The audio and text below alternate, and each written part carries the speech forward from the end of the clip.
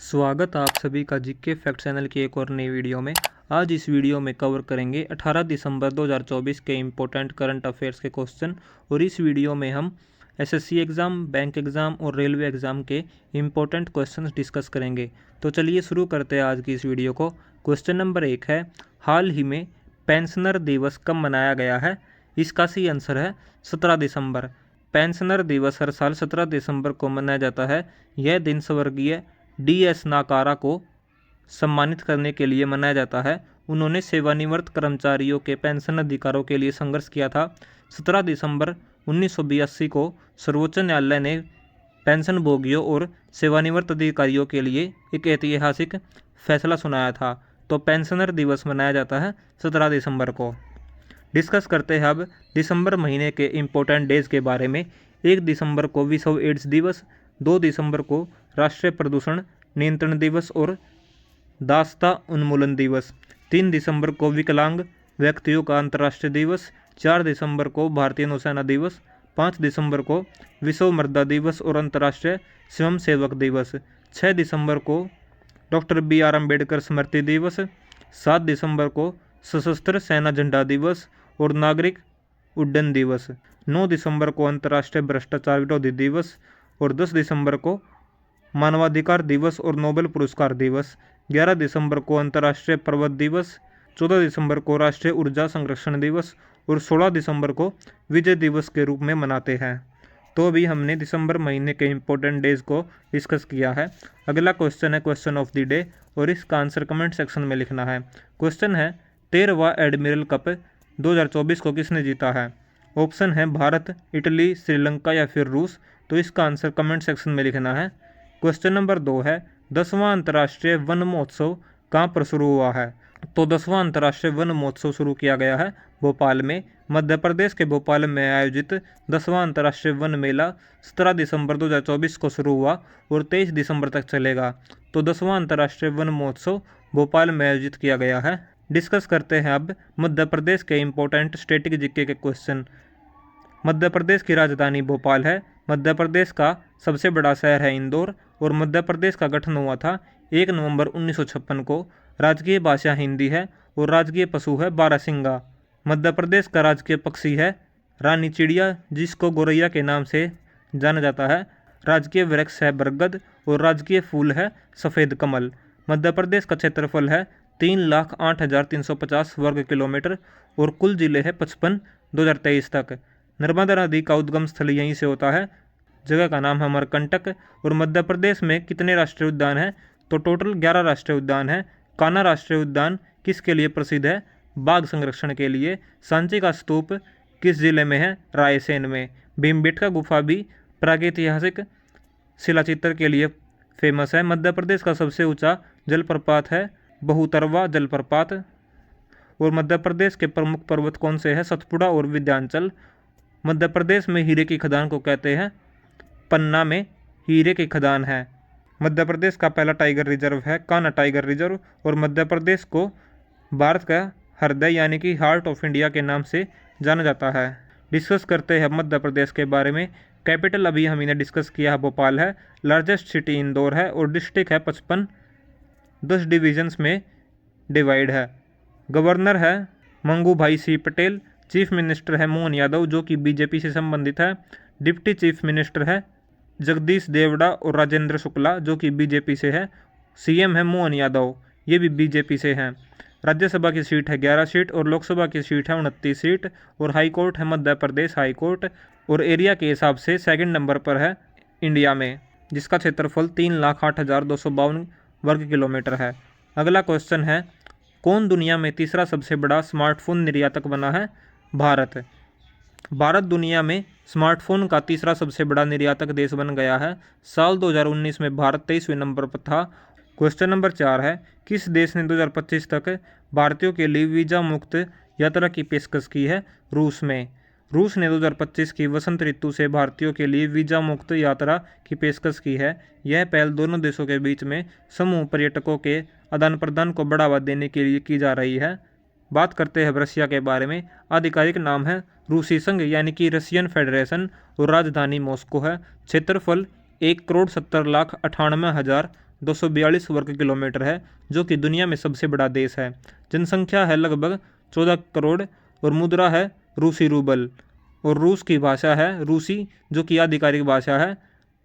राष्ट्रीय दिवस 12 जून को रूस दिवस के रूप में मनाते हैं और राष्ट्रपति है व्लादिमीर पुतिन 2025 तक और प्रधानमंत्री है मिखाइल मिशुतिन और संसद है ऊपरी सदन और निचली सदन। ऊपरी सदन को फेडरेशन काउंसिल और निचली सदन को स्टेट ड्यूमा के नाम से जाना जाता है। बात करते हैं अब भूगोल के बारे में। रसिया के महाद्वीप है एशिया और यूरोप में फैला हुआ है। सीमाएं 16 देशों के साथ लगती है। दुनिया में सबसे ज़्यादा देशों के साथ सीमा लगती है। प्रमुख नदियां हैं वोल्गा, येनिसी, लीना और ओब। झीलें है बेकाल झील, जो कि इसी देश में स्थित है, दुनिया की सबसे गहरी झील है। और पर्वत है यूराल पर्वत, कोकेस पर्वत। और जीडीपी रैंक है विश्व में 11वें नंबर पर।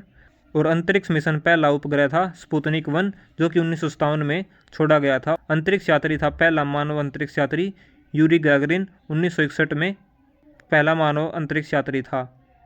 रूस का सबसे बड़ा शहर है मॉस्को और रूस का सबसे महत्वपूर्ण निर्यात उत्पाद कौन सा है? तेल और गैस। बैकाल झील क्यों प्रसिद्ध है? क्योंकि यह दुनिया की सबसे गहरी झील है। और पहला अंतरिक्ष यात्री कौन था? Yuri Gagarin. और रूस का सबसे ऊंचा पर्वत कौन सा है? माउंट एल्ब्रस, जो कि 5642 मीटर की हाइट पर है। क्वेश्चन नंबर 5 है, भारतीय नौसेना ने किसके साथ संयुक्त सैन्य अभ्यास स्लिनेक्स 24 प्रारंभ किया है? श्रीलंका के साथ। डिस्कस करते हैं अब श्रीलंका के प्रधानमंत्री। श्रीलंका के प्रधानमंत्री है हरिनी अमरसूरिया और संसद के अध्यक्ष है जगत विक्रम रत्ने और चीफ जस्टिस है मृदु फर्नांडो। तो स्लिनेक्स 24 प्रारंभ किया है भारतीय नौसेना ने श्रीलंका के साथ। भारतीय नौसेना ने श्रीलंका के साथ संयुक्त सैन्य अभ्यास स्लिनेक्स 24 किया है और यह अभ्यास 17 से 20 दिसंबर 2024 तक विशाखापट्टनम में आयोजित किया गया था। और यह अभ्यास 2 चरणों में आयोजित किया गया था। पहले चरण में 17 से 18 दिसंबर तक बंदरगाह चरण आयोजित किया गया था और दूसरा चरण 19 से 20 दिसंबर तक समुद्री चरण आयोजित किया गया था। और इस अभ्यास का मकसद दोनों देशों की नौसेनाओं के बीच में समुद्री सहयोग को मजबूत करना और क्षेत्रीय सुरक्षा को बढ़ावा देना है। स्लिनेक्स अभ्यास की शुरुआत 2005 में हुई थी और दोनों देश बारी बारी से इस अभ्यास की मेजबानी करते हैं। क्वेश्चन नंबर 6 है, किसके उपन्यास को 34वें व्यास सम्मान के लिए चुना गया है? सूर्यबाला को।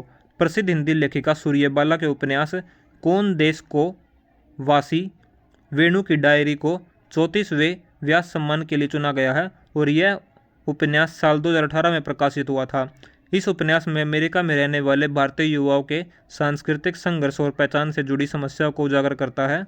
डिस्कस करते हैं अब व्यास सम्मान के बारे में। हिंदी साहित्य के क्षेत्र में दिया जाने वाला सबसे प्रतिष्ठित पुरस्कार है। इसे के बिड़ला फाउंडेशन द्वारा 1991 में शुरू किया गया था। इसका उद्देश्य है हिंदी साहित्य के क्षेत्र में उत्कृष्ट रचनाओं को प्रोत्साहन कर देना है और लेखकों के योगदान को राष्ट्रीय स्तर पर मान्यता देना है।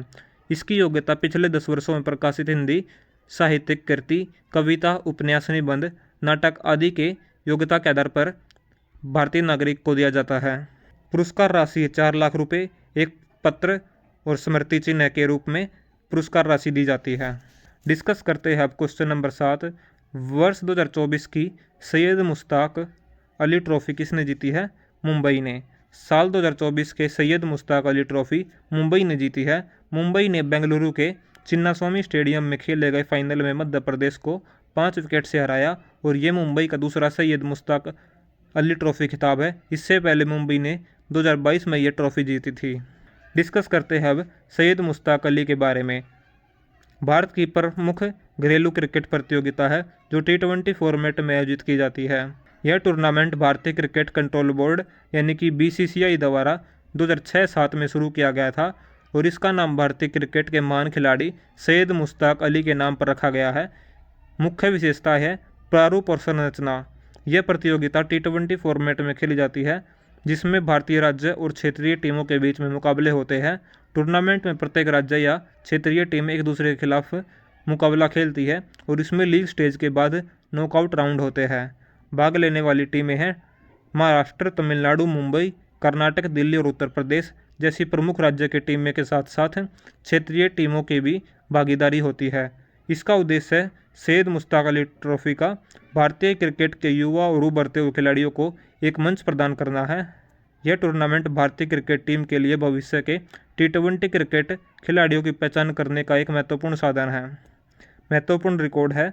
तमिलनाडु ने इस टूर्नामेंट में सबसे अधिक बार जीतने का रिकॉर्ड बनाया है। क्वेश्चन नंबर 8 है, गुजरात के पहले सेमीकंडक्टर असेंबली और परीक्षण संयंत्र का उद्घाटन कहाँ पर हुआ है? सूरत में। सूरत में पलसाना तालुका के बगुमरा गांव में इस प्लांट में इलेक्ट्रॉनिक चिप्स का शुरुआत की गई है। डिस्कस करते हैं अब गुजरात के बारे में। गुजरात का गठन 1 मई 1960 को हुआ था। गुजरात की राजधानी है गांधीनगर, सबसे बड़ा शहर है अहमदाबाद और गुजरात में कुल 33 जिले हैं। राज्यपाल आचार्य देवव्रत, मुख्यमंत्री है भूपेंद्र भाई पटेल जो कि भाजपा से हैं और विधानसभा है एक सदनीय। गुजरात की विधानसभा में 182 सीटें हैं, राज्यसभा की सीट 11 है और लोकसभा की सीट 26 है।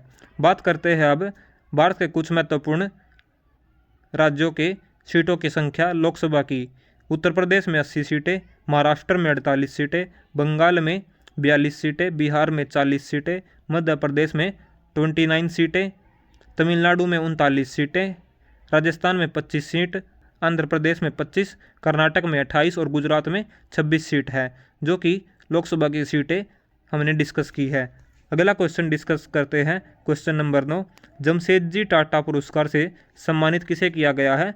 किरण मजूमदार शाह को। बायोकॉन समूह की चेयरपर्सन किरण मजूमदार शाह को भारत में जैव विज्ञान आंदोलन में अग्रणी भूमिका निभाने के लिए जमशेदजी टाटा पुरस्कार से सम्मानित किया गया है। बात करते हैं अब इस अवार्ड के बारे में। भारतीय उद्योगपति और समाजसेवी जमशेदजी टाटा की स्मृति में दिया जाता है। यह पुरस्कार भारतीय समाज और उद्योग में उनके योगदान को सम्मानित करने के लिए शुरू हुआ था। बात करते हैं अब जमशेदजी टाटा के बारे में। इनका जन्म 29 जुलाई 1904 को पेरिस फ्रांस में हुआ था और इनकी मृत्यु 29 नवंबर 1993 को जिनेवा स्विट्जरलैंड में हुई थी।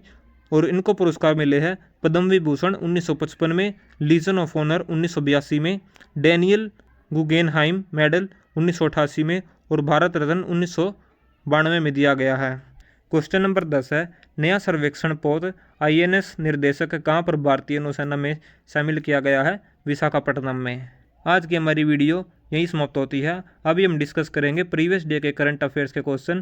क्वेश्चन नंबर 1 है, एशिया की पहली जन परिवहन सेवा उबर शिकारा कहाँ पर शुरू की गई है? डल झील में। और हाल ही में किस देश में इमरजेंसी लगाई गई है? दक्षिण कोरिया में। क्वेश्चन नंबर 3 है, ऑक्सफोर्ड ने किसे 2024 का वर्ल्ड ऑफ द ईयर चुना गया है? ब्रेन रॉट को। क्वेश्चन नंबर 4 है, 3 क्रिमिनल कानूनों को पूरी तरह से लागू करने वाला भारत का पहला प्रदेश बना है चंडीगढ़।